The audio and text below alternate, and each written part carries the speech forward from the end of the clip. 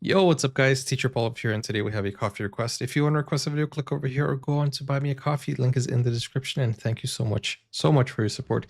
Today's request comes from Kari, and Kari says, Norway's national shrine is Nidaros Cathedral in Trondheim and is the world's northernmost cathedral. It is built on the grave of King Olav the Holy and is an old pilgrimage destination. King Olav is known for the Christianization of Norway. The building began in 1070 or 1070 and was completed in around the year 1300. Wow, that's 230 years of building. It has burnt down and been restored many times, and has been added several times to the building we can see today. Since it is built in soapstone, the building must constantly be kept under restoration. The church is today a Lutheran church and a parish church. Okay, wow. Here you can see, okay, so I think there are two videos. So guys, don't forget to like, subscribe, and join us on Discord. The link is in the description. Let's check this out. This is from a channel called Life in Norway. Okay, let's go. Welcome to Trondheim and to Nidaros Cathedral, the northernmost medieval cathedral in the world. Wow, it's beautiful. As such, it attracts visitors from far and wide. Many tourists arriving in Trondheim by cruise ship or coastal ferry head straight for the cathedral, but it's also one of the world's most important, if lesser known, pilgrimage sites. While not as famous as other pilgrims' trails such as the Camino de Santiago, the St. Olav's Ways crossing Scandinavia end up here and still attract lots of pilgrims and keen hikers every summer. When I moved to Trondheim back in 2013, a friend of mine described Nidaros as a small town with a big church. A small town with a big church. As you can see, it's easy to spot the cathedral in the relatively low-rise cityscape of Trondheim. This iconic structure holds a unique place in the history look of at the Norway. Details. Its roots tracing back to a humble wooden chapel built over the tomb of Saint Olav, the Viking king instrumental in introducing Christianity to Norway.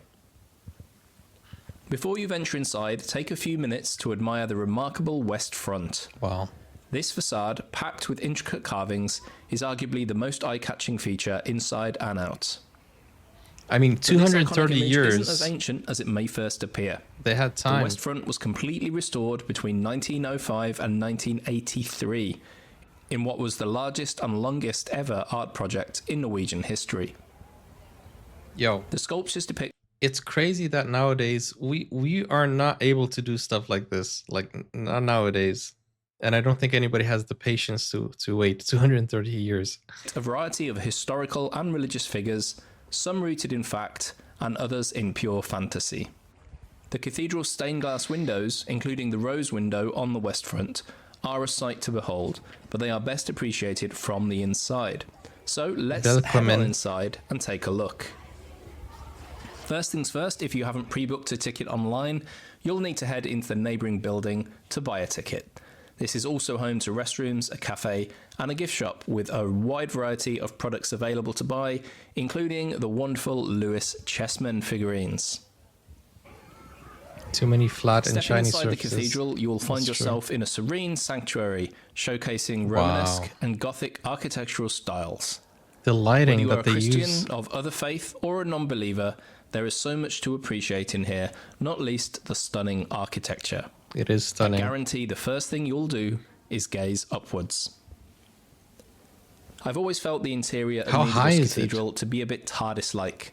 While it doesn't exactly seem small from the outside, it does seem so much more spacious inside than you might expect. Guided tours are available at regular points throughout the day. Some of them are in English, if you want more details about what you're seeing. But for me, I prefer to just wander around and absorb everything in. Some of the areas, such as the side chapels or artwork of note, do have short explanation boards in Norwegian and English, so you won't miss out completely if you choose to explore on your own.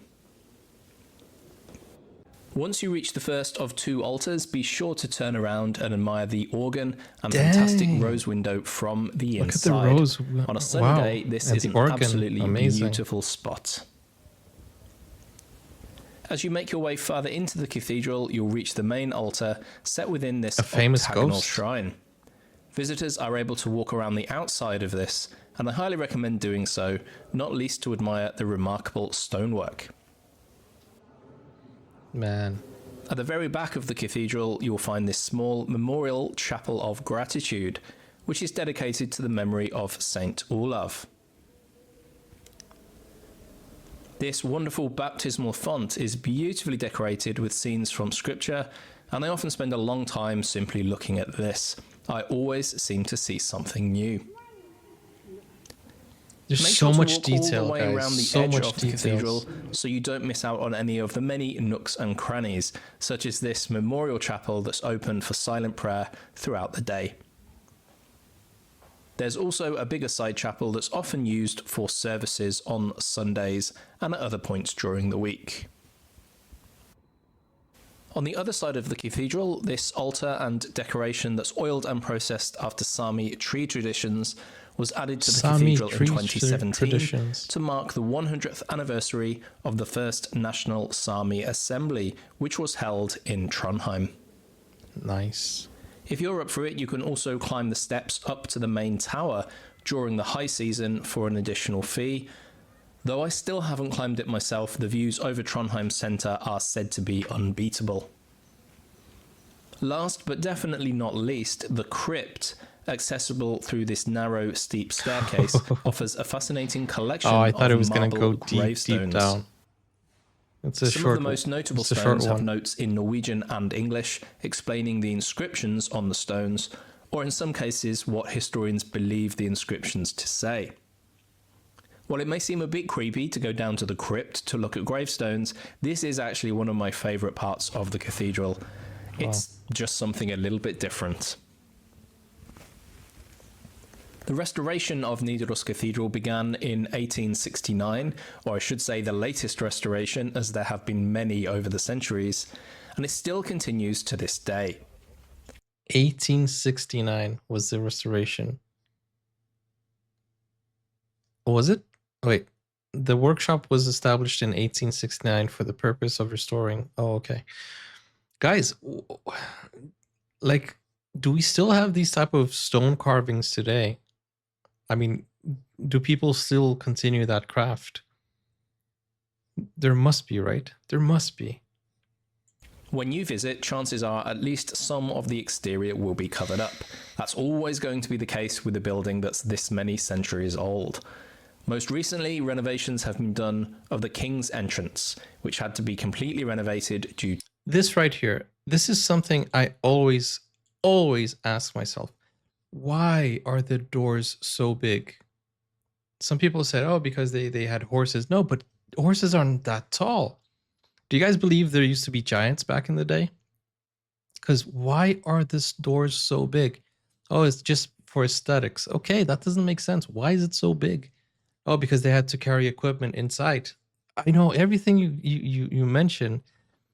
I'm still wondering, why are the doors so tall? It's just, if anybody knows, if there's an answer to that, let me know, because I've been, questioning myself. Why? Every time I see a cathedral with a door, is it to humble people? That's why it's horse with spears? I think there were giants. Yeah, I believe there were giants too back in the day. There's no other explanation. How did they manage to build so many good things and big things and I don't know. Something tells me there were giants. The King's Entrance, which had to be completely renovated due to problems with stability and issues of deteriorating stone quality. Make sure to do a complete circuit of the outside of the cathedral to fully appreciate the architecture and the stonework. It's also worth a wander around the cemetery and down to the river if the weather is playing ball. Is there like always a cemetery next to But the your cathedral? visit to Nidaros Cathedral is far from over at this point. You can also buy a combined ticket, which grants you entry to the Archbishop's Palace Museum and the Royal Regalia. Let's take a quick look at why you might want to do that. The Archbishop's Palace was built in the 12th century and was expanded several times over the years. Today, it's one of the best preserved buildings of its type in all of Northern Europe. Throughout its long life, it has acted as the residence of some of Norway's most powerful and influential people, and also as a military site. Yeah, But this is today, the it second houses a cathedral that I museum saw which has tells a the story cemetery. of Nidaros Cathedral through the ages. Sculptures saved from the original building during renovations and archaeological discoveries from the site throughout the years are among the highlights.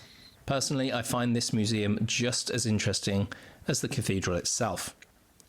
One terrific example of this is the excavated mint, which the museum was built around because of its importance.